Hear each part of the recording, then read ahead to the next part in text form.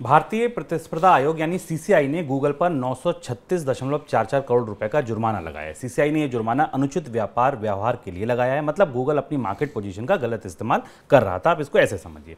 CCI ने पाया कि गूगल प्ले स्टोर पर अपनी दबदबे की स्थिति का दुरुपयोग कर रहा है। एक हफ्ते से कम का ही समय हुआ है। ये दूसरा मौका है जब गूगल के खिलाफ सीसीआई ने बड़ा कदम उठाया। इससे पहले नियामक ने 20 अक्टूबर को एंड्रॉयड मोबाइल डिवाइस पर कई बाजारों में अपनी दबदबे की स्थिति का दुरुपयोग करने के लिए गूगल पर 1337 करोड़ रुपए से ज्यादा का जुर्माना लगाया था। सर, सीसीआई ने अपने ऑर्डर में बताया क्या क्या है?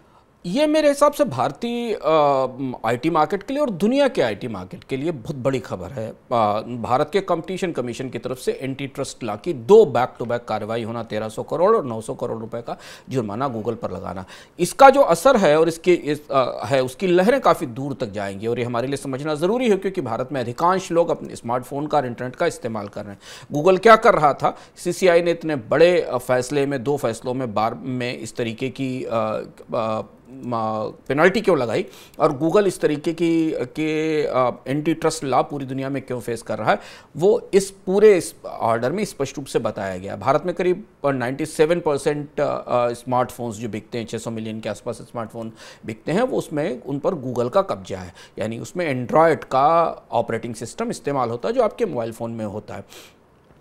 जहां से समस्या और विवाद शुरू हुआ और जिसको सीसीआई ने हिट किया और जिसे समझने की कोशिश की, वो 3-4 एग्रीमेंट्स हैं जिन पर गूगल अपने बाकी सर्विस प्रोवाइडर्स के साथ या एंड्रॉयड को प्रयोग करने वालों के साथ साइन करता है। इसमें एक मोबाइल एप्लीकेशन डिस्ट्रीब्यूशन एग्रीमेंट है जिसको माडा कहते हैं। दूसरा एग्रीमेंट है एंटी फ्रैगमेंटेशन एग्रीमेंट जिसको एएफए कहते हैं। तीसरा है एंड्रॉयड कंपैटिबिलिटी कमिटमेंट एग्रीमेंट और चौथा है रेवेन्यू शेयरिंग एग्रीमेंट। ये 4 ऐसे एग्रीमेंट हैं जो एंड्रॉयड का इस्तेमाल करके कोई भी सिस्टम बनाने वाले, कोई भी ऐप बनाने वाले लोगों को बुरी तरह बांध देते हैं और इस तरह से एंड्रॉयड के भीतर आने पर ऐप डेवलपर्स को, सर्विस प्रोवाइडर्स को वो आज़ादियां नहीं रह जाती जिन आज़ादियों के कारण इंटरनेट को फ्री कहा जाता है।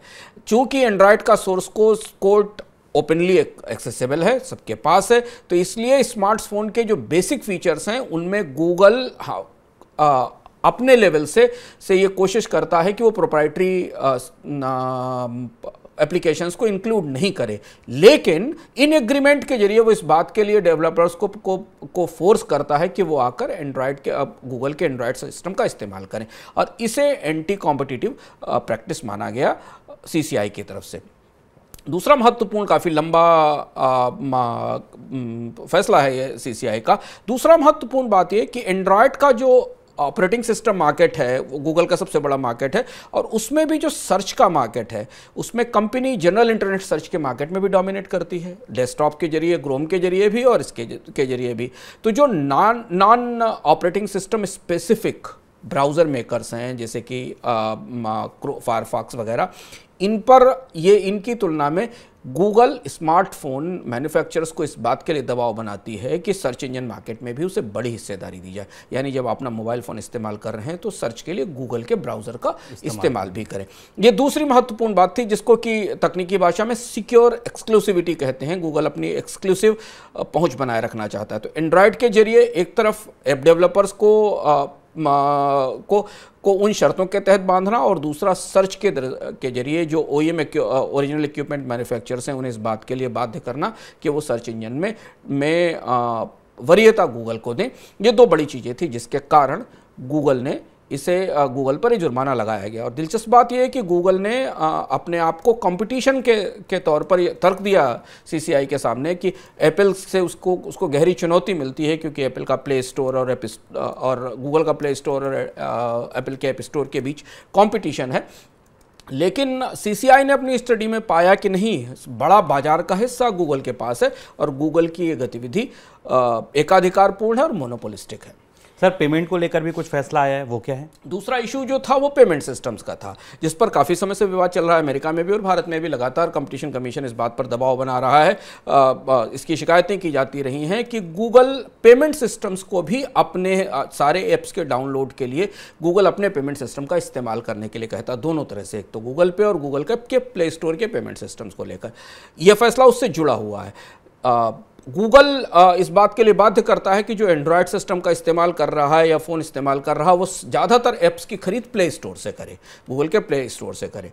जबकि इस पर भारत के डेवलपर्स ने लगातार गूगल को इस बात पर दबाव बनाया है कि बाकी प्ले स्टोर्स या बाकी बाजार भी खोले जाने चाहिए जहां से ऐप डाउनलोड किए जा सके। और गूगल ऐसा इसलिए करता है क्योंकि बहुत सारे पेमेंट्स उसके जरिए रूट होते हैं। ये दूसरा फैसला था जिसके कारण CCI पर ने गूगल पर पाबंदी लगाई। और दोनों फैसले पूरे के पूरे इंटरनेट इतिहास में काफ़ी बड़े परिवर्तन लेकर आएंगे। हमें याद आता है वो पुराना फैसला जो माइक्रोसॉफ्ट के साथ हुआ था, जब माइक्रोसॉफ्ट अपने ऑपरेटिंग सिस्टम के साथ, डेस्कटॉप ऑपरेटिंग सिस्टम के साथ ब्राउज़र बेचती थी जिसे इंटरनेट एक्सप्लोरर कहा जाता था, और उसके खिलाफ मोनोपोली का मामला चला था। और बहुत बड़ा फैसला अमेरिका की एंटी ट्रस्ट कोर्ट ने माइक्रोसॉफ्ट के खिलाफ दिया था, जिसमें यह कहा था कि इंटरनेट एक्सप्लोरर और ऑपरेटिंग सिस्टम दो अलग अलग चीज़ें हैं, और माइक्रोसॉफ्ट किसी भी व्यक्ति को इस बात के लिए बाध्य नहीं कर सकता कि वो उसके ऑपरेटिंग सिस्टम के साथ उसका एक्सप्लोरर भी इस्तेमाल करे। और उसके बाद इंटरनेट एक्सप्लोरर का मार्केट माइक्रोसॉफ्ट का नीचे गया और गूगल क्रोम को बाजार में बड़ी हिस्सेदारी मिली थी। सर अब देखिए CCI ने कुछ समय दिया है, कहा है कि 15-20 दिन लीजिए आप और सारी चीज़ें सेट कीजिए। आपको क्या लगता है कि अब कैसे बदलेगा एंड्रॉयड स्पेस पूरा अगर इस फैसले के बाद? हाँ, यहाँ से सबसे बड़ी दिलचस्प चीज़ होगी, और आपके फ़ोन में काफ़ी बदलाव आने वाले समय में हो सकते हैं, जो नए फ़ोन आए उनमें दिखाई दे सकता है।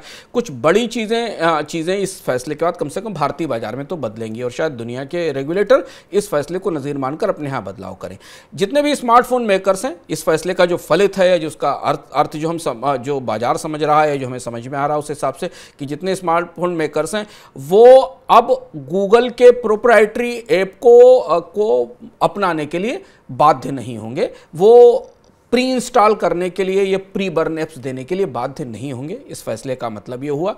दूसरा, जो लाइसेंसिंग एग्रीमेंट गूगल के साथ बाकी डेवलपर्स के या सर्विस प्रोवाइडर्स के होते हैं, उनमें बहुत गूगल सर्च को लेकर, गूगल सर्विस को लेकर, क्रोम ब्राउज़र को लेकर, यूट्यूब को लेकर, गूगल मैप्स को लेकर, जीमेल को लेकर, ये सारे जो समझौते हैं इनमें बदलाव होगा।